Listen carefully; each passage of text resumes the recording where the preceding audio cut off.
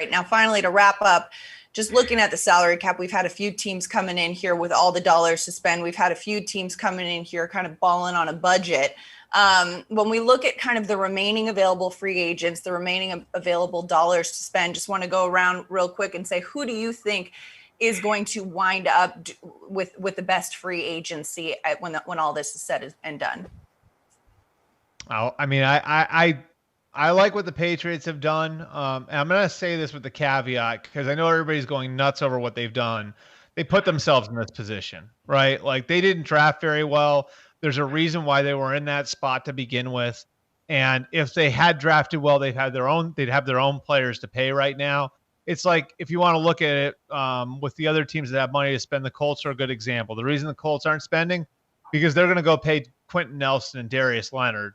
And you would much rather be paying guys like that on your own roster than going out and getting guys from other people's rosters. That said, I do think the Patriots saw an opportunity here in that there were going to be less teams bidding on these players. There were going to be better players available.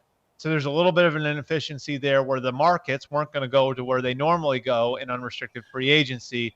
And so they took advantage of it. And so I think, adding guys at the tight end position like Jonnu Smith and like Hunter Henry, completely takes care of what's been a weakness since Rob Gronkowski left, and going and getting Matthew Judon out of Baltimore, I think is a very solid move. They still have more work to do. The core still needs work. And I think, those three guys I named are better as sort of complementary weapons, pieces for the offense and defense. But I certainly think that they got, really, really good football players in at pretty reasonable prices. Yeah. Wilton, what about you? Who do you think gives a standout for free agency so far?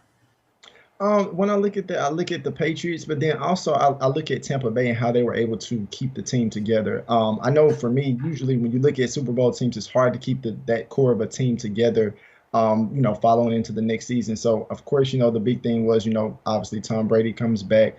But then also some of the other pieces that came in, them keeping Godwin as well, and, a lot of the core players from the defense. So I was glad to see Tampa Bay keep a lot of their players.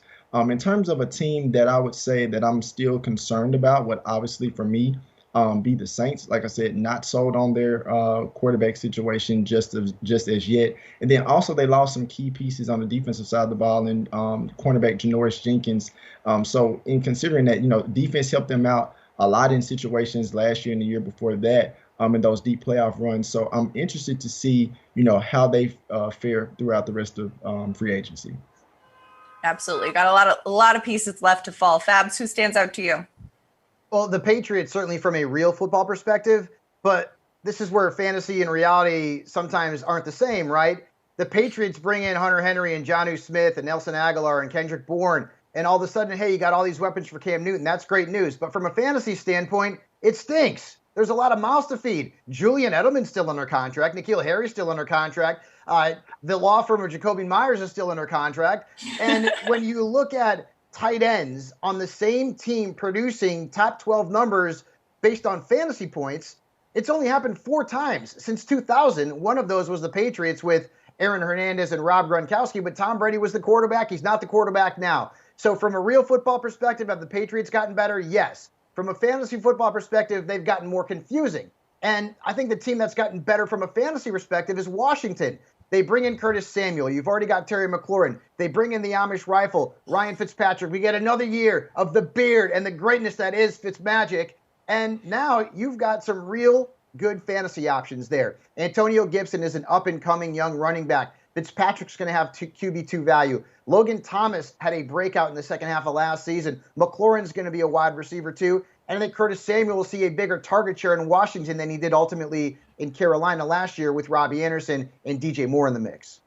Absolutely. And to your point, too, I mean, Justin Fields and Hunter Henry had a good thing going, so it's going to be interesting to see how his fantasy value plays out after this. I also got to give a little bit of credit to the Arizona Cardinals.